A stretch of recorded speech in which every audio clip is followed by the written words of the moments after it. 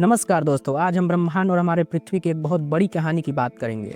यह वो कहानी है जो 13.8 अरब साल पहले शुरू हुई थी। आज हम बात करेंगे जियोग्राफिकल टाइम की। आज हम उस कहानी पर बात करेंगे जो एक फिल्म से कम नहीं है। हमारी कहानी शुरू होती है 13.8 अरब साल पहले से। उस समय एक महाविस्फोट हुआ जिसे हम आज बिग बैंग कहते हैं, और इसी घटना ने ब्रह्मांड को जन्म दिया।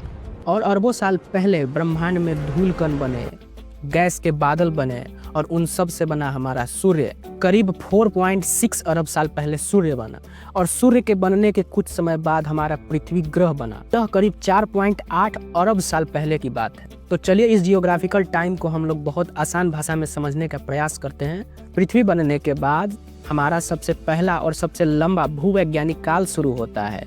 इस काल को हम लोग कहते हैं प्री कैम्ब्रियन महाकल्प, या इसे हम कहते हैं प्री कैम्ब्रियन महाइयोन। यह करीब 4 अरब साल पहले तक के समय को कवर करता है, और इसमें 3 कल्प आते हैं। आइए उन पर हम लोग बात करते हैं। सबसे पहला आता है हम लोग का हार्डियन इयोन। इस इयोन में 4.5 से 4 अरब साल पहले तक के समय को रखा गया है या कवर करता है। इस दौरान पृथ्वी बहुत गर्म थी और उल्काओं का वर्षा होता था, और इस समय जीवन का कोई नाम और निशान नहीं था, मतलब जीवन की संभावनाएं ही नहीं थी। इसके बाद आता है हम लोग का आर्कियन युग, यानी कि आर्कियन इयोन।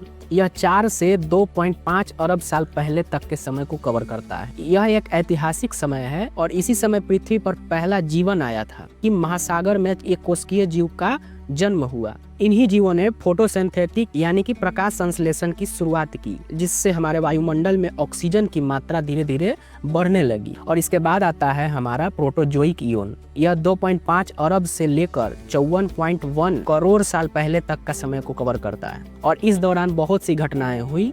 पृथ्वी पूरी तरह से जम गई, यानी कि इस समय को हम लोग हिमयुग के काल कहते हैं, यानी कि स्नोबॉल अर्थ। उस बर्फ से पूरा पृथ्वी ढक गया था, और इस समय बहुकोशिकीय जीव विकसित हुए जिन्होंने भविष्य के बड़े जीवों की नींव रखी। इसके बाद आया फेनरोजोइक इयोन, यानी कि फेनरोजोइक युग। और इस काल में क्या हुआ कि जीवन का विस्फोट हो गया, मतलब जीवन बहुत अच्छे तरीका से इसमें देखा जा सकता है। यह वो काल था जिस पर पृथ्वी पर अनेक विविधताएं देखी जा सकती, और इसे 3 महाकल्प में बांटा गया है। आइए इन महाकल्पों को हम लोग देखते हैं। और इसमें पहला है पेलियोजोइक कल्प, और यह 54.1 से लेकर 25.2 करोड़ साल पहले तक के समय को कवर करता है, और इस काल को 6 कल्पों में बांटा गया है। इसमें पहला कैम्ब्रियन कल्प है। इस समय जीवन का बहुत बड़ा विस्फोट हुआ था। इसे कैम्ब्रियन एक्सप्लोजन कहते हैं। अचानक कई तरह के समुद्री जीव जैसे अकेशरूकी जीवों का विकास हुआ। इसके बाद आता है ओडोविशियन काल। समुद्री जीवों में विविधता बढ़ी, और इसी दौरान रीढ़ वाले जीव पृथ्वी पर आए। इसके बाद आया सेल्यूरियन काल। पौधों ने पहली बार पृथ्वी पर कदम रखा। और इसके बाद आया डेवोनियन काल,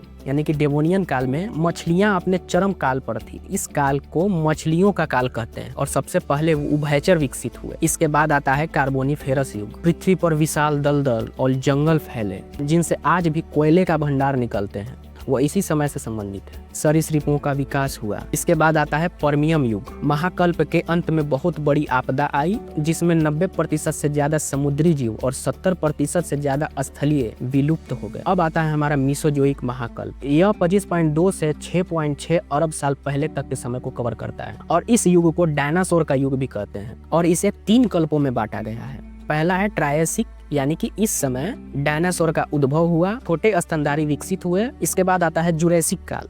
डायनासोर पृथ्वी पर पूरी तरह से छा गए, और वह अपने चरम सीमा पर पहुंच गए, और इसी काल में पक्षी भी विकसित हुए। इसके बाद आया क्रिस्टेशियस काल, और इस दौरान पुष्पीय पौधों का विकास हुआ, यानी कि फूल वाले पौधे का विकास हुआ। और इसी महाकल्प के दौरान पृथ्वी से बहुत बड़ा उल्का पिंड टकराया, जिसके कारण डायनासोर हमेशा के लिए विलुप्त हो गए। इसके बाद आता है हमारा सिनेरोजोइक महाकल्प।